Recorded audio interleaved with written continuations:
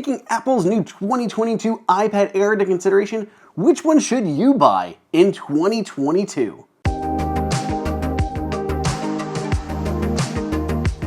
Welcome everybody to Apple Insider. It is Andrew here, and you can find me on Twitter at Andrew_OSU.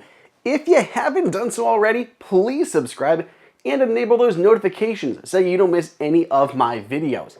Apple just released the all-new 5th generation iPad Air. I'm going to compare that to the rest of the lineup and help you decide which iPad makes sense for you with this video. And if you want to get any of these iPads, we started to collect the best deals for them, and I put some links down below in the description. So let's go ahead and jump into this. If it helps, use the chapter markers down below to navigate to the tablet that you're most interested in.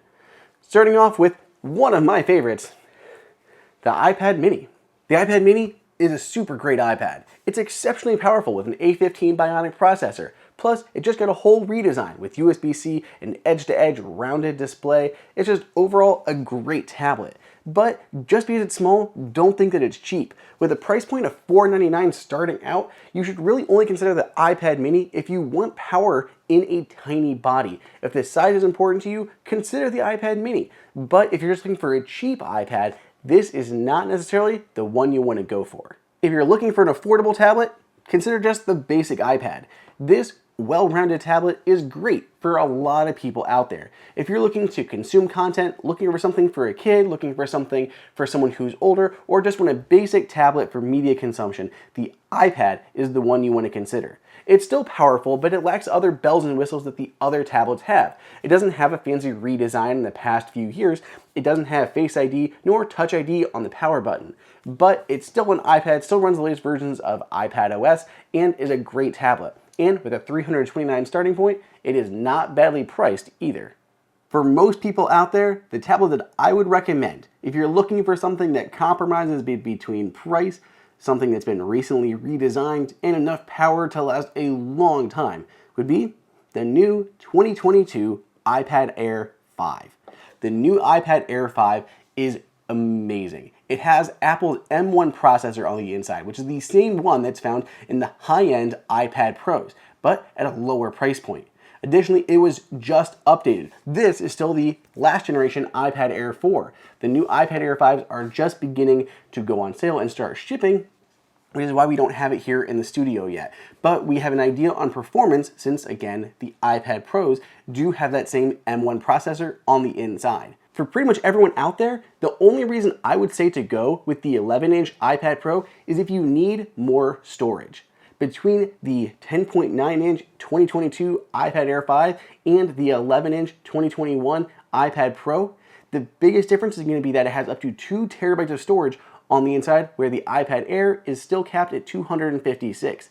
Other changes are fairly small between these two models. The iPad Pro, yes, has Face ID, it has Thunderbolt instead of just USB-C, it has the LiDAR scanner as well as an ultra-wide camera on the back, but those are all fairly small changes between the two devices, and I don't think it makes sense for most people to spring for that extra money.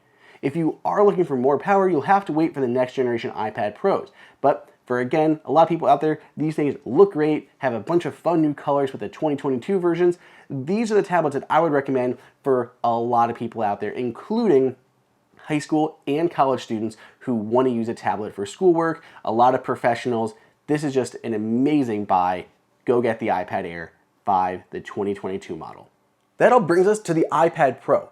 There are two sizes of iPad Pro, the 11-inch and the 12.9-inch. This here is a 12.9-inch. When looking at the iPad Pros, the only one I would recommend right now is the 12.9-inch model.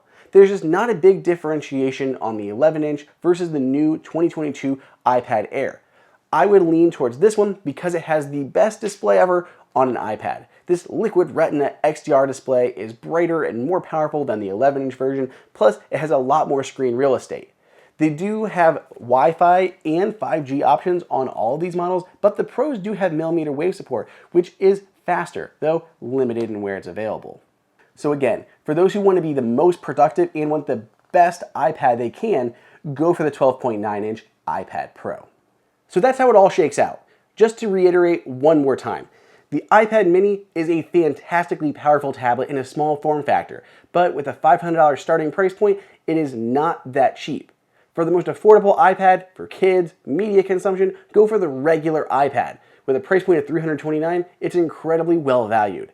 That takes us to the iPad Air, which is probably the one that most people should buy, the 2022 iPad Air. That is perfectly balanced between performance, longevity, redesign, as well as a lower price point than the similarly powered iPad Pros, just above $700. Then we get into the new iPad Pros that haven't been updated in a little while. They do expect to see an M2 version of these coming down the pipeline either in late 2022 or early 2023, but I don't think that update is coming anytime soon. So these are still good to buy, though I would lean everyone towards the 12.9-inch model for that larger display. If you're okay with the 11-inch, just go with the iPad Air. It's just as powerful in a cheaper price point. Let me know what you guys think, and if you want to grab any of these tablets, there's a link down below in the description.